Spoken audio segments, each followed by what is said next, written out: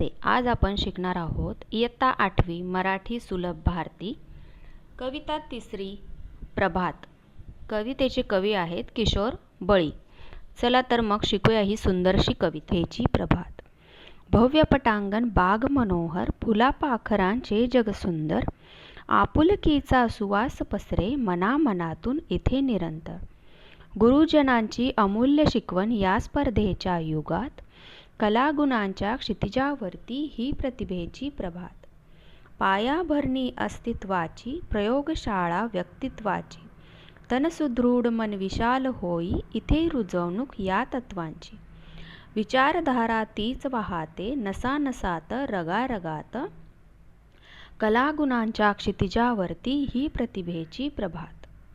नवीन स्वप्ने नवीन आशा ही प्रगतीची नवपरिभाषा, परिश्रमाने अभ्यासाने उन्नत बनवू आपुल्या देशा। मिटवून सारे भेद चला रे मानवतेच्या युगात, कलागुणांच्या क्षितिजावरती ही प्रतिभेची प्रभात। कवितेचे कवी आहेत किशोर बळी। किशोर बळी यांचा थोडक्यात परिचय आपण पाहणार आहोत। किशोर बळी यांचा जन्म 31 जुलै 1981 रोजी कानशिवली अकोला येथे झाला। सध्या कानशिवली अकोला येथे शिक्षक म्हणून ते कार्यरत आहेत। त्यांचे पाकळ्या हा चारोळी संग्रह, पहाटेच्या प्रतीक्षेत, अक्षरांचे सूर हे काव्यसंग्रह, धुम्मस हे वराडी स्तंभलेखन इत्यादी लेखन प्रसिद्ध आहे। अनेक चित्रपटांसाठी त्यांनी गीतलेखन केले आहे। काही मालिका आणि चित्रपट यातून अभिनय केला आहे। त्यांचे हास्यबळी.com या प्रबोधनपर एकपात्री कार्यक्रमाचे राज्यभरात सुमारे 300 प्रयोग झालेले आहेत। त्यांना तुका म्हणे काव्य पुरस्कार, स्वर्गीय यशवंतराव दाते संस्थेचा विनोदी लेखन पुरस्कार, राष्ट्रसेवा दलाचा समाज शिक्षक पुरस्कार अशा अनेक पुरस्कारांनी सन्मानित करण्यात आलेले आहे। प्रस्तुत कविता किशोर फेब्रुवारी 2017 या मासिकातून घेतली आहे।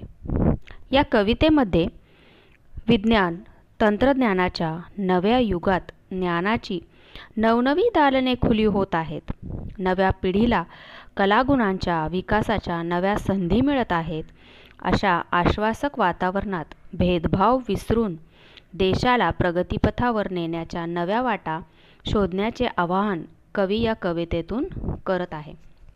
चला तर थोडक्यात कवितेचा भावार्थ आपण समजून घेऊया। पहिलं कडवं बघणार आहोत। हे ज्ञानाचे तेज पसरले नव्या युगाच्या नभात, कलागुणांच्या क्षितिजावरती ही प्रतिभेची प्रभात। भव्य पटांगण बाग मनोहर, फुला पाखरांचे जग सुंदर, आपुलकीचा सुवास पसरे मना मनातून इथे निरंतर।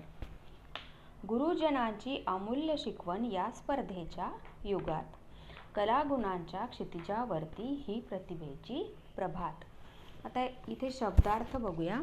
प्रभात म्हणजे पहाट, तेज म्हणजे कांती, भव्य म्हणजे विशाल, मनोहर म्हणजे आकर्षक, आपुलकी म्हणजे स्नेह, सुवास सुगंध, निरंतर म्हणजे सतत, अमूल्य म्हणजे बहुमोल, क्षितिज म्हणजे आकाश जेथे जमिनीला टेकल्याचा भास होतो असे ठिकाण। तर बघा थोडक्यात या कडव्याचा भावार्थ बघणार आहोत। ज्ञानाचे तेज हे नव्या युगात पसरलेले आहे। कोणतीही गोष्ट मिळवण्यासाठी ज्ञान आवश्यकच आहे। म्हणून विद्यार्थी मित्रांनो, शालेय शिक्षण घेत असताना केवळ पुस्तकी किडा होण्यापेक्षा सर्वगुण संपन्न होण्यासाठीचे तंत्र आत्मसात केले पाहिजे। हे तंत्र आत्मसात करताना मुलांनी त्यांचे भावविश्व, निसर्गाचा सहवास, स्पर्धात्मक युग, मनाचा, बुद्धीचा, शारीरिक क्षमतेचा विचार केला पाहिजे। या नवीन युगात केवळ अभ्यास एके अभ्यास नसून आपल्यातील उपजत गुणांना किंवा आपल्यामध्ये जे गुण आहेत त्यांना ओळखून त्यांचा विकास करायचा आहे आणि स्वतःला प्रतिभावान बनवायचे आहे। पुढे बघा, भव्य पटांगण, बाग मनोहर.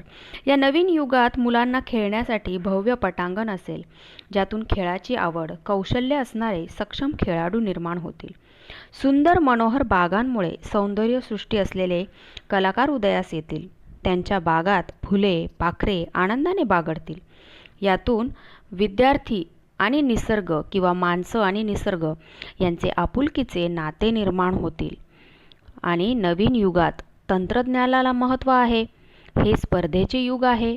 म्हणून या युगात तुम्हाला टिकायचे असेल, तर त्या प्रवाहाबरोबर जायचे असेल, तर आपले जे गुरुजन आहेत, जे आपल्याला मोलाचे मार्गदर्शन करतात, अमूल्य मार्गदर्शन करतात, ते त्यांचे मार्गदर्शन लाभणेही तितकेच आवश्यक आहे.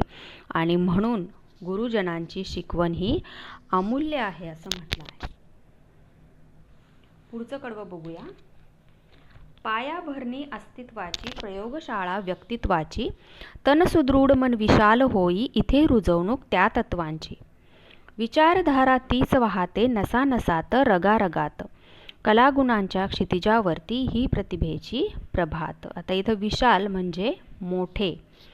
तर बघा, या नव्या कलागुणांच्या तंत्रज्ञानाच्या युगात उद्याच्या भावी पिढीच्या अस्तित्वाची पायाभरणी होणार आहे.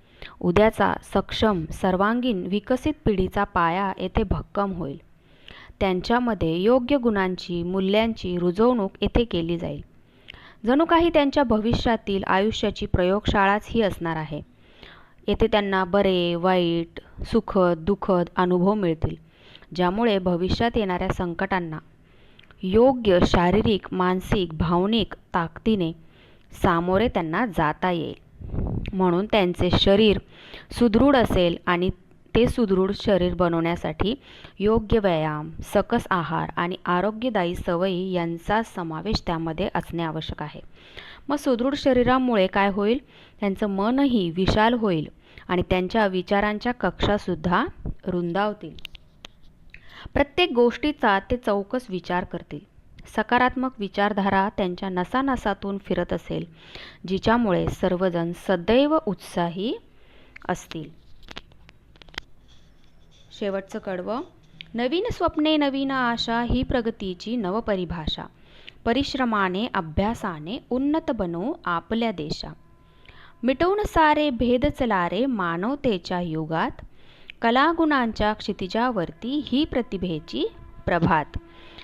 परिभाषा म्हणजे काय? व्याख्या किंवा डेफिनेशन. परिश्रम म्हणजे मेहनत किंवा कष्ट.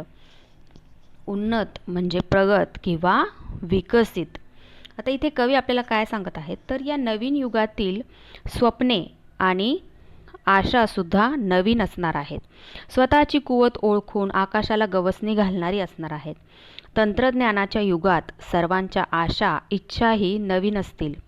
मग प्रगतीचा एकच एक धोपट मार्ग न वापरता प्रगतीची परिभाषाच किंवा व्याख्याच वेगळी असणार आहे. आणि दुसऱ्याला हरवून यश मिळवण्याची संकल्पना बदलून सर्वांना सोबत घेऊन यशस्वी होण्याकडे सर्वांचा कल असेल. त्यासाठी सर्वजण परिश्रम घेतील, भरपूर अभ्यास करून स्वतःची प्रगती साधतील. पर्यायाने देशाची प्रगती होईल, उन्नती होईल.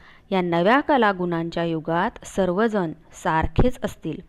कोणतेही भेदभाव न बाळगता सर्वजण गुण्यागोविंदाने आनंदाने नांदतील आणि मानवता हा एकच धर्म सर्वजण मानतील. आणि त्यामुळे आपल्याबरोबर सर्वांची आणि या देशाची सुद्धा उन्नती होईल.